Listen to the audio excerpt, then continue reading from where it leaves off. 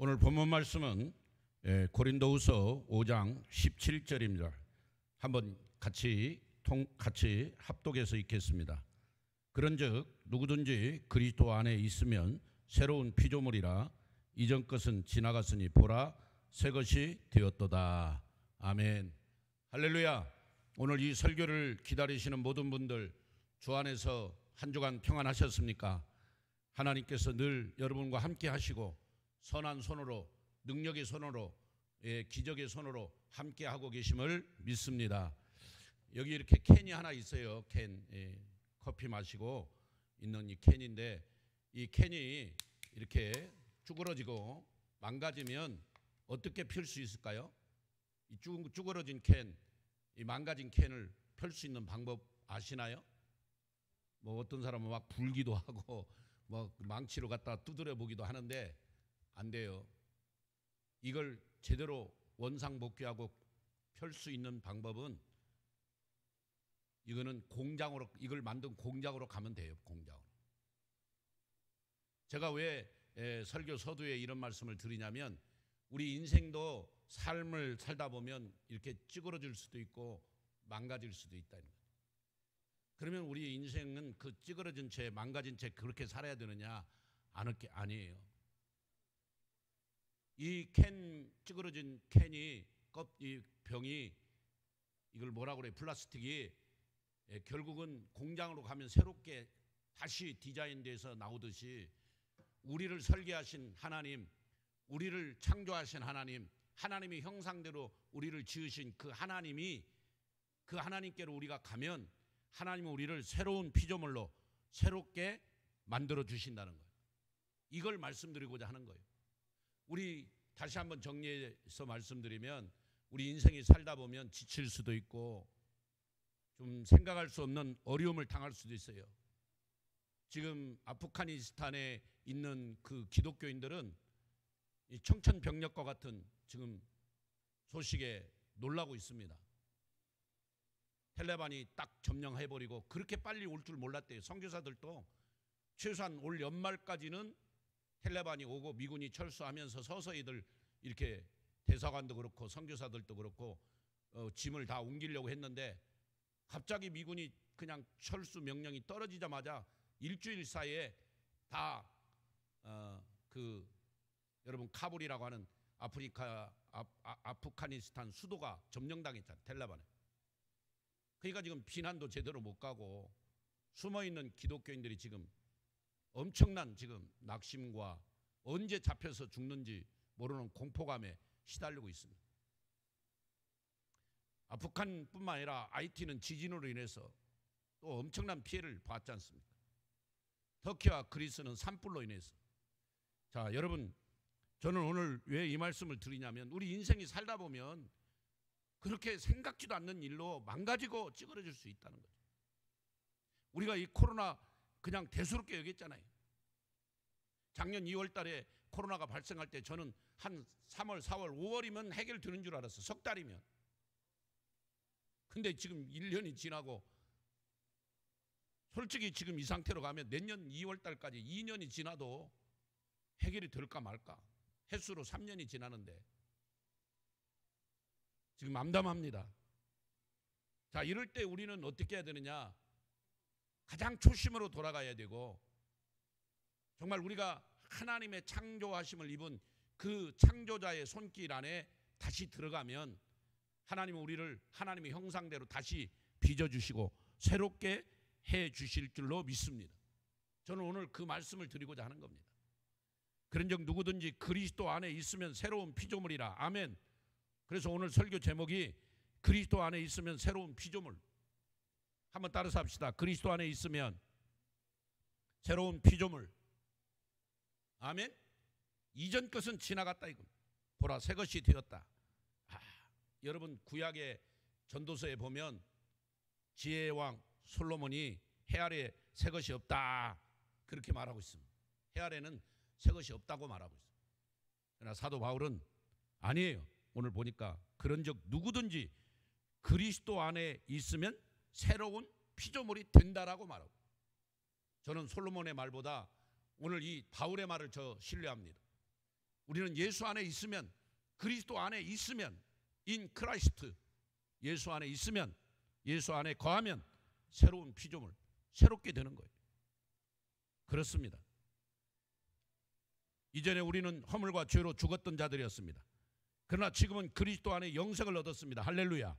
이전에 우리는 세상 풍조를 따르고 공중의 권세를 잡은 마귀를 따라가며 영원한 노예, 마귀의 노예가 되었습니다. 그러나 지금은 그리스도 안에서 자유인이 되었습니다. 진리가 너희를 자유케 하리라. 이전에는 우리는 본질상 진노의 자식들이었지만 지금은 하나님의 자녀, 영광스러운 자녀입니다. 할렐루야. 이것이 가장 우리 예수 믿는 사람의 특권이고 축복이고 은혜입니다. 이걸 놓치면, 이 사실을 놓치면 물질 때문에 아니면 건강 때문에 무슨 우리 아들이 좋은 대학을 못 갔기 때문에 그것 때문에 낙심하고 무너지는 거예요. 망가지는 거예요. 내가 하나님의 자녀가 됐다. 본질상 진노의 자녀, 자식이었는데 이렇게 하나님의 영광스러운 자녀가 된 거, 이 얼마나 큰 축복이고 얼마나 큰 은혜입니까? 한량없는 은혜, 갚을 길 없는 은혜. 이전에 우리는 어둠이었지만 이제는 빛이요, 빛의 자녀가 되었다. 에베소 5장 8절에 빛의 자녀가 되었다고. 이 모든 것이 그리스도로 말미암아 새롭게 되었다. 다시 한번 말씀드립니다.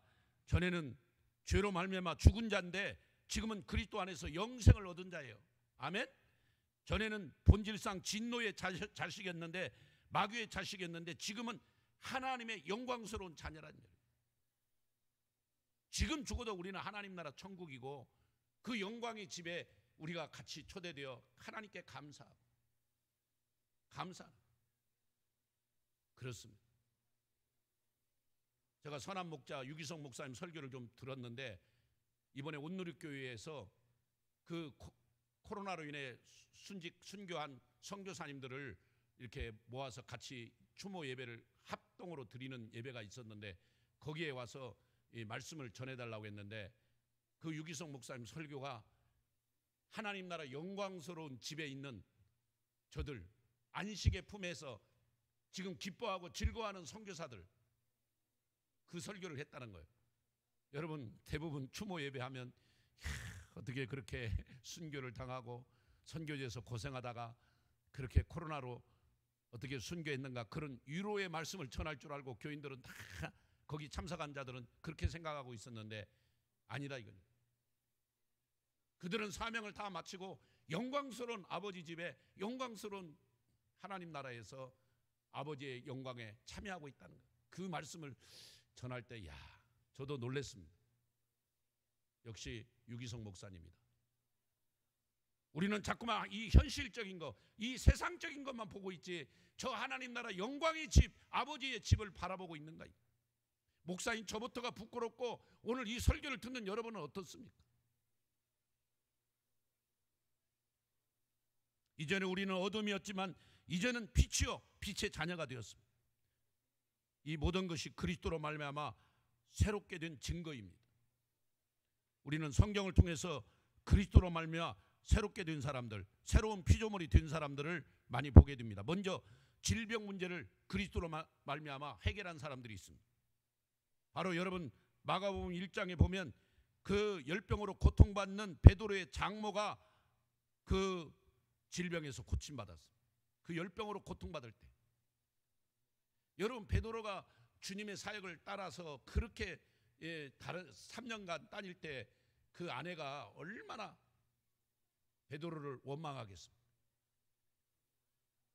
저 자식을 놔두고 저렇게 예수님만 쫓아다닌다고 그 아내가 얼마나 핍박하겠어요. 근데 그 원망과 핍박을 못하게 하려고 그 베드로 장모, 그러니까 아내의 친정 어머니를 아예 그냥 열병에서 고쳐주면서 예수님이 하나님이신 것을 그 베드로 아내에게, 그 베드로 장모에게 확인시켜 준 거예요.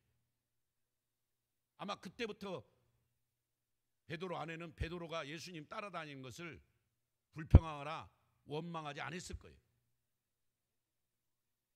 그렇게 자기 어머니를 열병에서 고쳐주신 하나님을 보았거든요. 이분은 그냥 사람이 아니구나. 우리가 믿는 그냥 선지자 중에 한 사람, 그게 아니구나. 성인의 4대 성인의 한 사람, 그게 아니구나. 이분은 하나님이시구나. 아멘. 그 현장에서 즉시 느꼈고, 아마 베드로 안에도 말은 안 하지만 수없이 많은 사람들에게 예수님이 메시아이고 예수님이 그리스도이신 것을 증거했을 겁니다. 저는 참 이 본문을 보면서 베드로 장모의 열병을 고쳐준 사건을 보면서, 야, 예수님은 참 지혜롭다. 그렇게 해야 그 아내가 베드로를 괴롭히지 않죠. 만약 그런 체험이 없으면 얼마나 그 아내가 베드로를 괴롭히겠어요. 당신 뭐 하냐고. 왜 처자식 놔두고 그 예수란 그런 사람만 쫓아다니냐고. 그 사람 따라다니면 밥이 나오냐고, 떡이 나오냐고. 얼마나 많이 핍박했겠냐면. 그런데 예수님은 제일 먼저 그 장모의 열병을 고쳐주면서 하나님이신 것을 증거하시고, 그 뒤로 그 장모와 그 베드로 아내가 열심히 복음 전했습니다. 여러분, 마가복음 1장 40절에 보면 나병 환자를 고쳐주셨다고 그랬습니다. 마가복음 2장 1절에서 보면 중풍병자를 고쳐주십니다. 여러분, 마가복음 7장에 보면 수로보니의 여인, 그 귀신 들린 딸을 고쳐주십니다. 그리고 마가복음 16장에 보면 소경 바디메오를 또 고쳐주십니다. 마가복음 10장에 보면 이렇게 다양하게 예수님은 건강 문제, 질병 문제로 고통받고 있는 사람들을 새롭게 회복시켜 주시고, 오늘 이 설교를 듣는 우리 모든 성도님들, 건강 때문에 힘들어하시고 지금도 병원에 입원해 계신 모든 분들, 이 주님 이 설교를 들으면서 새롭게 되기를 축원합니다. 하나님은 새로운 피조물로 다시 만들어 가신다. 그렇습니다. 병원에서도 환자를 고치고 의학으로도 병을 고칩니다. 그러나 병원의 의사나 약국의 약사는 환자들에게 영원한 활력을 주지 못합니다. 영생을 주지 못합니다. 그래서 치료받고 나서 또 아프지 않습니까? 다시 재발되고 또 그것 때문에 염려하고 불안하지 않습니다. 그러나 예수로 말미암아 고침받은 사람은 육체의 병과 함께 영혼까지 고침을 받음으로 마음에 평안이 있습니다. 아멘. 그리스도로 말미암아 건강이 새롭게 된 사람들의 이야기는 지나간 옛날 얘기가 아닙니다. 어제도 있었고 오늘도 있고 내일도 있습니다. 사랑하는 여러분, 우리는 새로운 피조물입니다. 이전 것은 지나갔습니다. 이제 우리가 해야 할 것은 그리스도 예수께서 주신 건강을 누리며 우리에게 주신 병 고치는 능력과 권세를 사용하여 병든 사람을 고치며 그리스도의 복음을 모든 족속 천하 만민에게 전해야 됩니다. 우즈베키스탄에서 한국에 와 그 췌장암 걸린 김수진 선교사님이 지금 효소를 먹고 계속 치료, 나름대로 그 민간요법으로 치료를 하는데 의사가 깜짝깜짝 놀라고 있습니다. 세브란스 병원에서 6개월 더 이상 살 수 없다고 판정을 내렸는데 지금 많이 좋아지고 있다는 거예요. 지금 항암 치료도 안 했습니다. 그 병원이 요구하는 치료 안 하고 있어요. 그리고 본인 스스로 효소를 먹으면서 기도원에서 기도하면서 마음의 평안을 누리고 좋은 공기, 좋은 물 마시며 먹고 이러면서 지금 지내는데 지금 많이 호전됐다는 거예요. 또 앞으로 경과는 어떻게 될지 모릅니다. 그것도 주님께 맡깁니다. 저는 결론적으로 사명이 있으면 그 선교사님을 통해 또다시 하나님은 일을 하실 줄로 믿습니다. 그러면 사명을 다 했으면 영광의 집, 아버지 집에 그분을 모시고 갈 겁니다. 우리는 기도해 주는 거예요. 우리 박성환 목사님을 위해서, 또 박창환 목사님을 위해서, 김수진 선교사님을 위해서, 지금 백혈병으로 여의도 성모병원에 있는 그 이영광 중학교 2학년 학생을 위해서, 또 한동대학교 다니다가 쓰러져 가지고 지금도 병석에 누워있는 임찬양 그 학생을 위해서 우리가 계속 기도해 주는 거예요. 하나님은 어떻게 역사하실지 모르고 어떻게 치료할지 모릅니다. 오늘 이렇게 거명된 모든 분들이 주의 능력과 권능으로 치유되기를 축원합니다. 여호와 라파의 하나님께서 저들의 손을 친히 저들을 안수하시고 저들의 몸에 안수하시고 역사하셔서 깨끗하게 치료되어 아무 후유증이 없도록 건강을 회복하기를 원합니다. 우리 교회 권사님 2분 지금 병원에 계신데 빨리 퇴원해서 건강한 몸으로 다시 교회 복귀해서 기도의 일꾼들 되기를 축원합니다. 또 아프신 분들 집에서 여러 가지로 지금 건강 때문에 고민 중에 있고 건강 때문에 힘들어하시는 성도님들이 다 치료되어 감사하기를 바랍니다. 그리스도로 말미암아 건강이 새롭게 된 사람들은 지난 옛날 얘기가 아니고 지금도 역사하신다. 우리는 새로운 피조물입니다. 이전 것은 지나갔습니다. 두 번째로 그리스도 때문에 가치관이 새로워진 사람들을 봅니다. 가치관이 추하면 사는 것도 추하고 가치관이 멋있으면 사는 것도 멋있는 것입니다. 할렐루야. 성경을 보면 그리스도 때문에 가치관이 새로워진 사람이 있습니다. 제일 먼저 삭개오입니다. 여러분 누가복음 10장에 19장에 보면 삭개오가 이렇게 예수님을 만나고 완전히 변화돼요.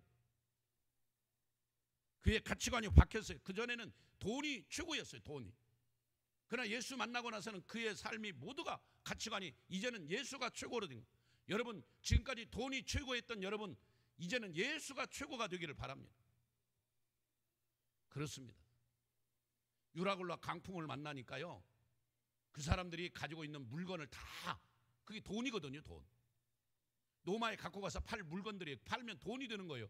돈부터 던지더라고요. 돈부터 바다에.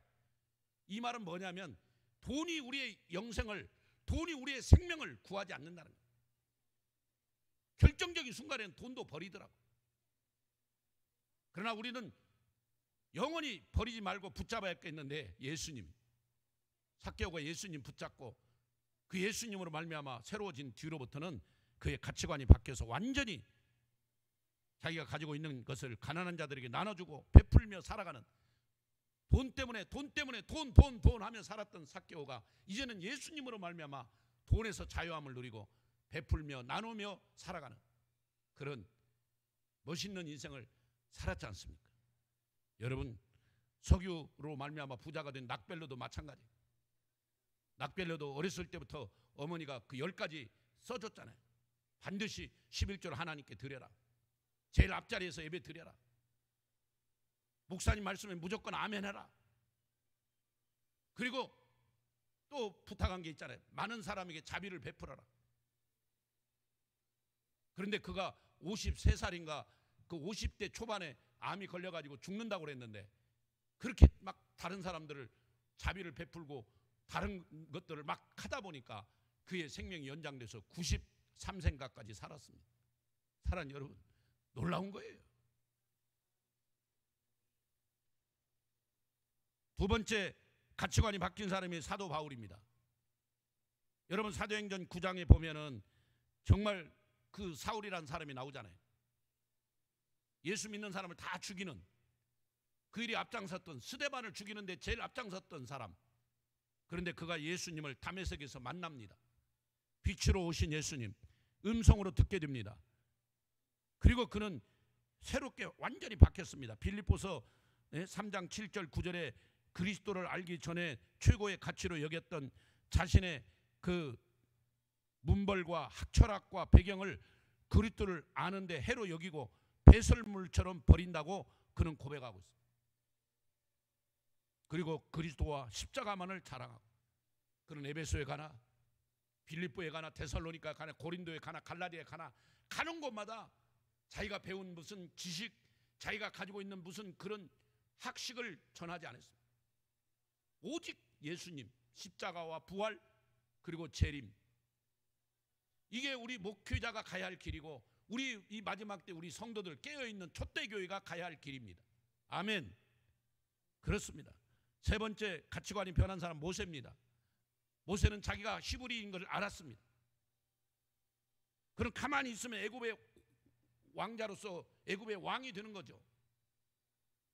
그런데도 그는 다 포기하고 히브리서 11장 24절 26절에 모세는 바로의 공주의 아들로서 가만히 때를 기다리고 있으면 애굽의 왕이 될 수 있는 신분인데 그는 믿음으로 모세는 장성하여 바로의 공주의 아들이라 칭함을 거절하고 도리어 하나님의 백성과 함께 고난받기를 잠시 죄악의 낙을 누리는 것보다 더 좋아하고 그리스도에 하여 받는 능력을 애굽의 모든 보화보다 더 큰 보물로 여겼으니 이는 상주심을 바라봄이라. 저는 이 모세 같은 인생을 살 수 있을까? 가만히 있으면 그냥 왕이 되고 그에게는 정말 말할 수 없는 권력과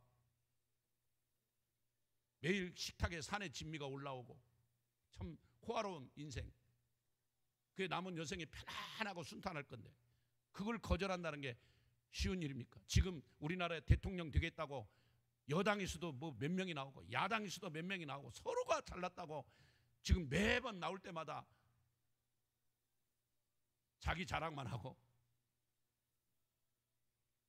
참, 여러분 모세 같은 그런 왕이 나와야 돼요.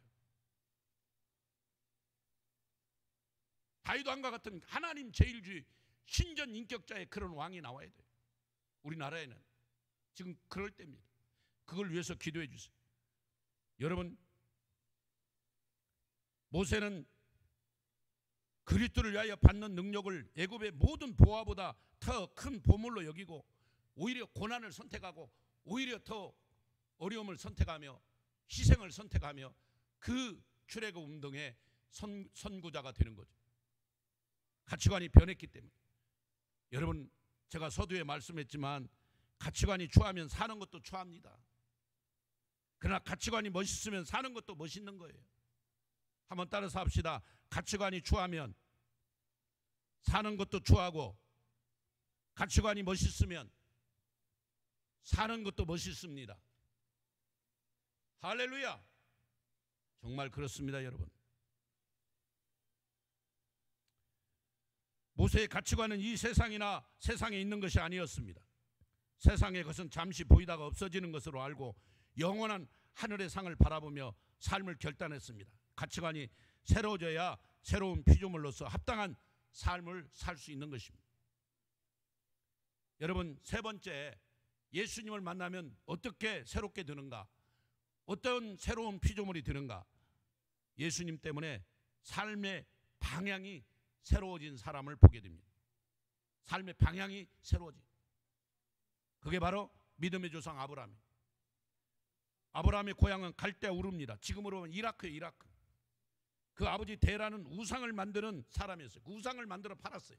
만약 갈대아 우르에 계속 아브라함이 존재했다면 아버지 그 하는 사업을 이어받아 우상 판매하는 우상 장사, 그런 사람으로 밖에 살 수 없을 거예요. 그런데 어느 날 하나님께서 그에게 임해서 셈족, 네가 하나님 나라를 건설해야 되겠다. 그러면서 한 나라 가나안 땅으로 가라고 합니다. 알지도 못합니다. 한 번도 가보지 않은 그곳이에요. 그런데 아브라함이 순종하고, 그가 창세기 12장 1절부터 9절까지 보니까 아브라함은 고향 갈대아 우르를 떠나서 하나님 말씀을 따라 순종하고 복의 근원자가 되는 내용을 우리는 창세기 12장에서 봅니다. 여러분, 창세기 22장에 보면 아브라함의 씨로 말미암아 천하 만민이 복을 받도록 하시기 위함이라고 하나님은 말씀해 주셨어요. 아브라함의 씨, 아브라함의 자손은 그리스도를 말하는 것, 예수님을 말하는 것이다.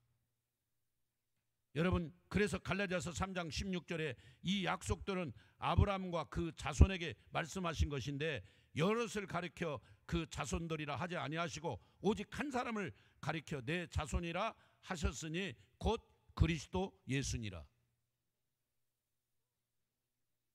아브라함 통해서 네 자손이 앞으로 하늘의 별과 같이 바다 모래처럼 많아질 것인데, 그런 자녀들을 결국 영적 자녀인데 바로 너의 후손 예수 그리스도, 그분을 통해서 그런 역사가 일어날 것을 미리 알려주시고, 그 말씀을 아브라함은 믿고 순종해서 그의 삶의 방향이 바뀌어져서 갈대 우르에서 우상장사 안 하고, 그는 하나님 말씀에 순종해서 하나님 말씀에 그냥 전적으로 순종해서 그는 가나안 땅까지 와서 그곳에서 하나님께 영광 돌리고 하나님 나라 이스라엘을 세우는, 그래서 이스라엘 민족의 주민등록번호 제1번이 아브라함이에요. 아브라함을 통해 내 나라를 세우겠다, 하나님 나라를 세우겠다. 저와 여러분은 그 아브라함의 후손들이고 아브라함처럼 그렇게 믿음으로 살아야 되고 순종으로 살아야 될 줄로 믿습니다. 삶의 방향이 좀 바뀌어야 돼요. 지금까지는 세상에 우상장사하고 세상에서 그런 온갖 세상의 노예로 그렇게 살았다면 이제는 하나님 나라의 일꾼으로 하나님 나라에 쓰임받는 사람으로 거듭나야 돼요. 두 번째, 삶의 방향이 바뀐 사람 다윗입니다. 다윗. 아까도 우리나라 왕 중에 정말 다윗 같은 왕, 대통령이 나와야 된다고 말한 것은 다윗의 마음이 너무 신실하고 그는 하나님 마음에 합한 자라고 그랬어요. 하나님 마음. 사무엘상 16장에 보면 정말 다윗은요, 그 이세 여덟 번째 아들, 막내 아들로 태어났지만 왕의 어떤 그런 자격 조건을 갖추지 못했어요. 사무엘이 그 집에 가가지고 왕이 있다고 해서 기도해 주러 갔는데 그 다윗은 거기에 참석도 안 했어요. 양치는 목동에서. 왜? 아버지나 형제들은 다윗이 왕이 될 수 있는 그런 여건이 안 된다고 생각했어요. 아예 그래서 그 막내 아들은 사무엘 선지자가 왔는데도 거기에 초청을 안 했던 거예요. 여러분, 그런 다윗인데도 하나님은 그와 함께 하셔서 하나님 나를 이루시고 예수님으로 말미암아 영광스러운 축복을 받게 했어요. 아브라함과 다윗의 자손 예수 그리스도, 그 예수님이 아브라함과 그 다윗의 계보를 이어서 이 땅에 오셔서 우리를 구원해 주시고 십자가에서 살찌고 피 흘려 죽으시고 하늘로 승천하시고 다시 오시며 우리가 마지막 때 적그리스도에 의해서 엄청난 고난을 당하고 엄청난 어려움을 당할지라도 하나님 우리를 불말과 불병거로 천군 천사로 보호해 주실 줄로 믿습니다. 제가 이번에 아프간 그 현장에서 어떤 선교사님이 보낸 동영상을 봤는데 그 텔라반들이 막 기독교인들을 총으로 막 쏘아서 죽이는 장면을 정말 너무너무 치욕스럽더라고요. 그리고 어떤 한 여성은 이 히잡을 쓰지 않은 것 때문에 막 몽둥이로 때려가지고 죽이는데 끔찍하더라고요. 저런 게 사람인가? 저 사람들은 이슬람의 평화주의고 이슬람 평화의 종교라고 하는데 그 이슬람을 믿는 사람들이 어떻게 저런 짓으로 저렇게 무자비할까? 이거는 북한의 공산당과 똑같더라고. 그 마지막 때 우리 적그리스도가 등장해서 우리를 그런 식으로 학대하고 핍박할 것입니다. 그러나 걱정하지 마세요. 하나님은 우리를 위해 예비한 집이 있다고 그랬어요. 그 예비한 도성으로 우리를 인도하시고 우리를 그 환난에서 건져주시고 내가 깨어있는 슬기로운 다섯처녀 촛대교회가 되어 하나님께 영광 돌리고 복음 전하는 사명을 끝까지 감당하는 그런 사명자들을 하나님이 보호해 주실 줄로 믿습니다. 두려울 필요 없어요. 여러분, 다윗은 아브라함의 후손입니다. 그래서 그 다윗의 또 후손을 통해 계보를 통해 예수님이 등장하잖아요. 예수님 때문에 다윗의 삶이 방향이 새롭게 돼서 그는 하나님 제일주의, 오직 하나님이 이 나라를 통치하시고 나는 대리 통치자다. 어떻게 하면 하나님을 기쁘게 할까? 어떻게 하면 하나님께 영광 돌릴까? 어떻게 하면 하나님 성전을 건축할까? 어떻게 하면 성가대를 조직해서 하나님을 찬양할까? 다윗의 마음은 오직 하나님, 오직 하나님. 얼마나 멋있는 왕이에요. 그러니까 사도행전에서 이세 아들 다윗은 내 마음에 합한 자다. 사도행전 13장에 나오죠. 여러분, 그렇습니다. 또 가치관이 반하고 삶의 방향이 바뀐 사람들이 있습니다. 그게 누구냐? 예수님의 제자들. 고기 잡던 어부들. 그런데 주님이 나를 따라오라, 내가 너희를 사람 낚는 어부가 되게 하리라. 그렇습니다. 예수님은 아무나 제자로 부르신 것이 아닙니다. 주께서 원하시는 자, 따라서 주께서 원하시는 자를 부르셨다. 교회에서요 아무나 직분을 세우는 게 아닙니다. 교회 일꾼을 아무나 세우는 게 아니에요. 주님이 원하는 자를 택하여 세우신다는 거예요. 주님이 그 제자들을 왜 부르셨느냐? 그 목적이 뭐냐? 함께 있기를 위해서, 함께 하기 위해서 부르셨고, 전도도 하기 위해서 부르셨고, 귀신을 내어쫓는 권세도 있게 하기 위해 부르셨고, 예수님의 부르심은 많은 제자들의 삶이 방향이 완전히 새롭게 되었습니다. 고기 잡던 어부들이 사람 낚는 어부로 변했습니다. 우리는 가치관이 바뀌고 삶의 방향이 바뀐 사람들입니다. 이런 사람들을 성도라고, 거룩한 하나님의 백성이라고 말합니다. 구별된 자. 여러분 그렇습니까? 진정한 예수 그리스도 안에 구원받은 구별된 자, 거룩한 성도 맞습니까? 오늘 제자들처럼 주님과 함께 있기를 원하셔요. 주님은 같이 전도와 선교의 동역자가 되기를 원하세요. 우리의 삶이 예수님 때문에 우리의 가치관이 바뀌고 우리의 삶이 바뀌어서 그렇게 돼야 돼. 뭐 코로나 핑계 대지 마세요. 뭐 전염병 핑계 대지 마세요. 뭐 지진이 어떻다, 뭐 산불이 어떻다, 그런 거 핑계 대지 마시고 우리가 해야 할 일은 주님과 함께 하는 거예요. 주님 안에 거하는 거예요. 할렐루야. 오직 주님 안에서 참된 기쁨, 주님과 함께 살아가면 감사합니다. 그래서 우리 교회가 예수 동행교회, 예수님과 동행하자. 이 땅에서도 동행하고 하나님 나라 영광의 나라에서도 영원히 동행하는 그런 축복의 삶을 살아야 됩니다. 저는 그런데 오늘 마지막으로 고린도서 오늘 5장 17절, 그런즉 누구든지 그리스도 안에 있으면 새로운 피조물이라 이전 것은 지나갔으니 보라 새 것이 되었도다 하는 이 말씀이 여기서 한 세 가지 진리를 또 발견할 수 있어요. 첫 번째는 은혜의 무제한성, 은혜의 무제한성. 누구든지라고 그랬어요. 누구든지. 이 말씀은 차별이 없다는 뜻입니다. 인종의 차별, 유무식의 차별이 없습니다. 빈부의 차별도 없습니다. 남녀노소의 차별도 없습니다. 누구든지 그리스도 안에 있으면 새로운 피조물이에요. 거기에 여러분 남편이 포함될까요? 안 될까요? 여러분의 아들과 딸이 포함될까요? 안 될까요?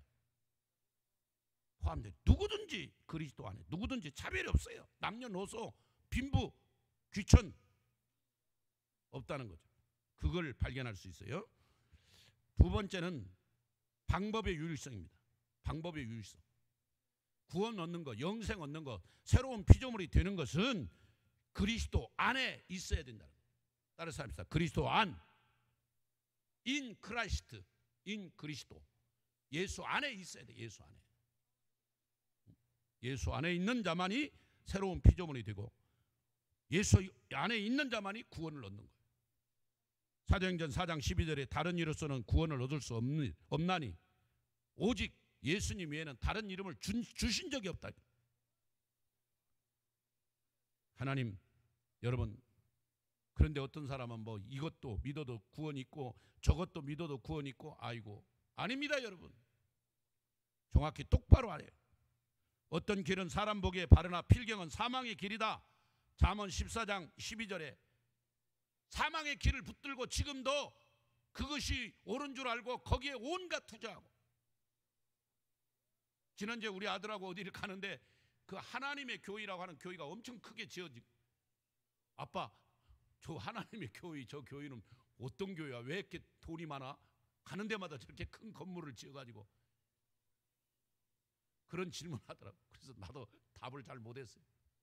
왜 이렇게 돈이 많은지. 그 사람들은 그냥 일산에도 보면 큰 건물들, 큰 건물에 몇 개 지고, 우리 행신동에도 저쪽 여러분 어디입니까? 저 역 앞에 서정마을 3단지 건너편에 보니까 크게 또 지어놨더라고. 그뿐만 아니에요. 여기 우리 행신역 앞에 천지연 사우나 그 꼭대기층 5, 6, 7층을 다 쓰고 있더라고. 하나님의 교회. 그거 사망의 길입니다. 그거 따라가면 사망의 길. 안상홍 절대 구원을 줄 수 없습니다. 장길자 절대 우리를 구원할 수 없습니다. 이만희 절대로 우리를 구원할 수 없습니다. 잘 알아야 돼요. 잠언 14장 12절에 보니까 어떤 길은 사람 보기에 바르나 필경, 무슨 길이다? 사망의 길이다. 예수님께서 말씀하셨습니다. 요한복음 14장 6절에 내가 곧 길이요 진리요 생명이니 나로 말미암지 않고는 아버지께로 올 자가 없다고 말씀하셨어요. 여러분 확실히 믿습니까? 이거 안 믿으면 예수님 안 믿는 거예요.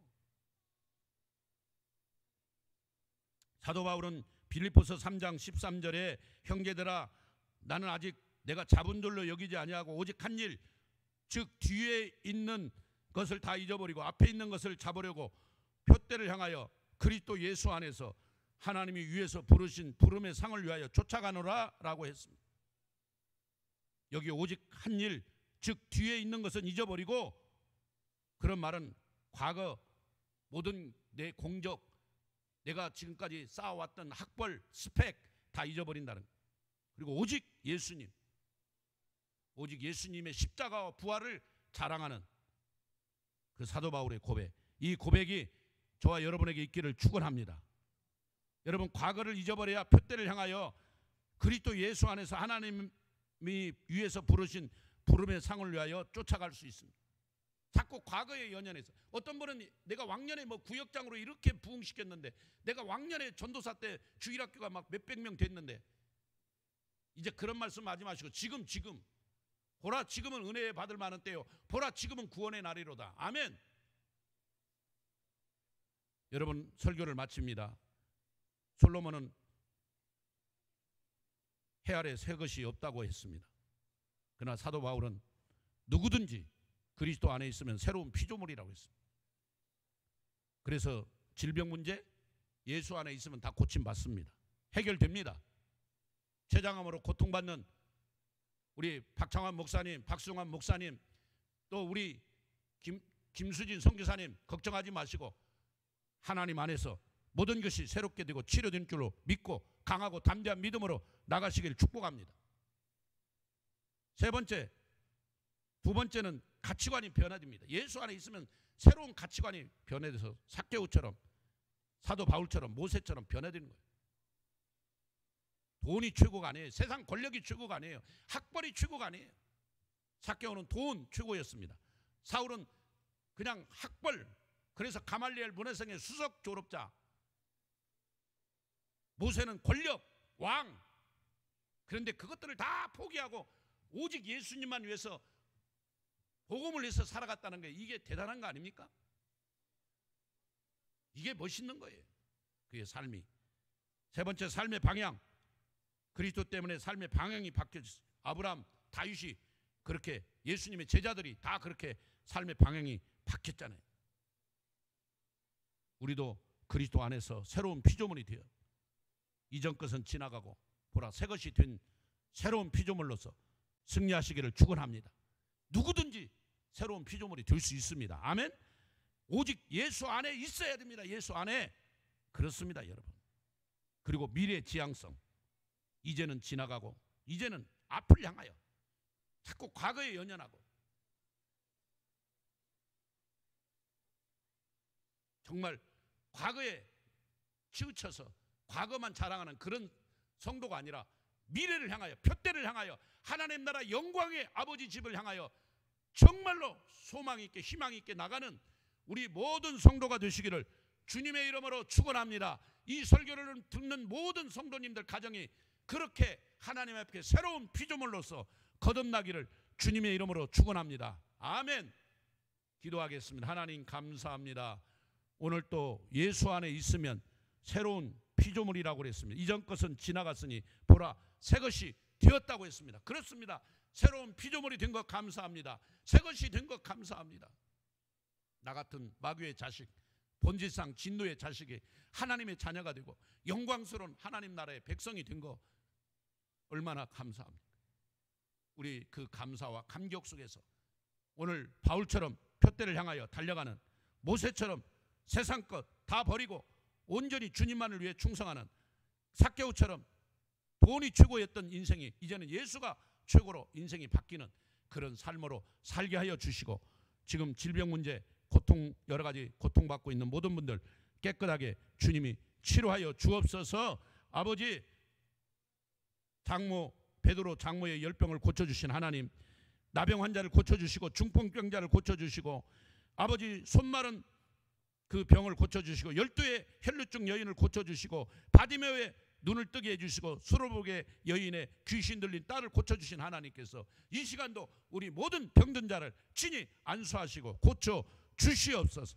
하나님께 영광 되게, 새롭게 되게 하시고, 새로운 피조물로서 그리스도 안에 있으면 새로운 피조물, 그 새로운 피조물로서 감사하며 나가는 우리 모두가 되게 하여 주옵소서. 캔껍질이 망가지면 공장에 가서 고칠 수 있듯이 우리도 망가진 인생, 지쳐있는 인생이 하나님 품에서 하나님 형상으로 말미암아 새롭게 되는 줄로 믿습니다. 그 하나님 품에서 예수 안에 거하는 삶으로 감사하며 기뻐하며 살게 하옵소서.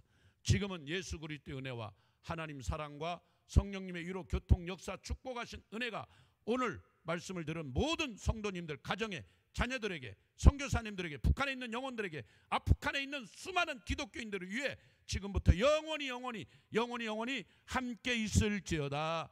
아멘.